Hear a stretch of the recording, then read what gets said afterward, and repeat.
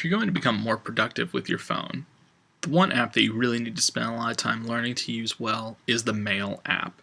This is where we spend most of our time, right? And there are a lot of great features in here that have either been around for a while or that are pretty new that can make your life a lot easier. I know some people avoid email on their phone outside of just reading it, but there's a lot that you can do to save yourself some time. One of my favorite features isn't actually in your inbox itself, it's actually in this general mailboxes overview. And what it is it's the VIP mailbox. It's the second option from the top here. Now, the VIP mailbox is a special filtered mailbox that only shows messages from your VIP contacts. These are people that you designate as VIPs. They could be people like your fiance, for example, who is mine on Gmail. It could be your direct supervisor. It could be someone that you're working with on a project. So you can add and remove VIPs as you want. But whenever you get an email from them, it goes straight into this inbox as well as your normal inbox. So this gives you a quick overview of things that you might need to pay a little bit more attention to than normal. You can also set special alerts just for the VIP inbox. So let's say someone who's a VIP contact emails me, I can set it up so that it gives me a push notification, which I wouldn't want every single time I get an email, but when it comes from certain people, I would like to know. Adding a VIP contact is pretty easy. When you're on the screen, you're basically going to tap that info button right next to the VIP. And so I can see, hey, these are my contacts. I can also tap VIP alerts to change what type of alert I would get if they happen to contact me through email. So that's how the VIP contacts work. That's one of my favorites right there. Now let's say you're in your traditional inbox, however. There are a couple of new swipe gestures here that I'm a really big fan of. So one of those would be a solution to a really common problem. Have you ever read an email and it's marked as read, but you go, you know what, I need to get to that, but I can't get to that until later, and then you have to go through the menus and figure out how do I mark this as unread so I know to look at it again later. Well, now what you can do is, if you swipe from the left side of that, pretty much where the text starts, if you swipe around that spot over to the right, it reveals a little mark as unread button. So you don't actually have to tap into any menus, you can just swipe it a little bit, tap mark as unread. And the same thing works actually if you wanted to mark something as read very quickly.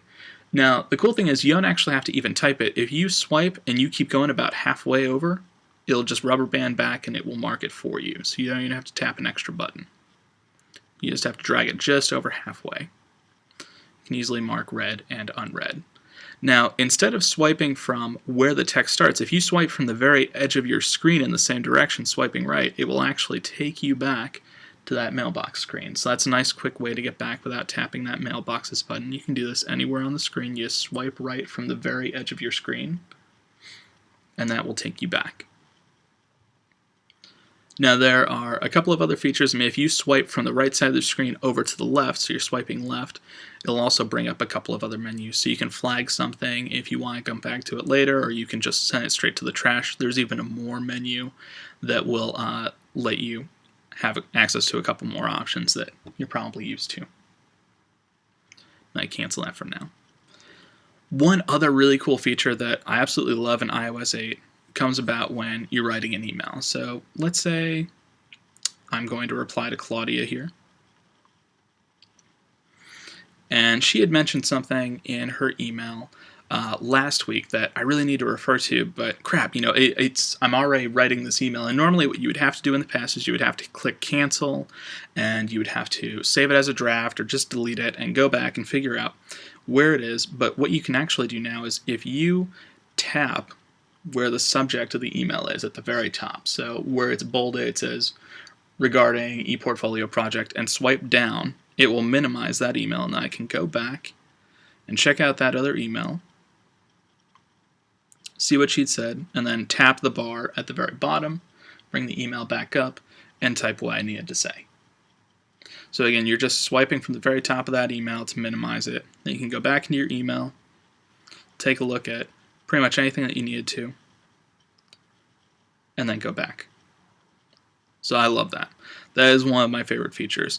Another one of my really favorite features, and this one is just such a great thing for me, Have you ever sent an email to somebody and you need to know when they reply to you, so you compulsively check your email all the time, even if it's kind of inappropriate?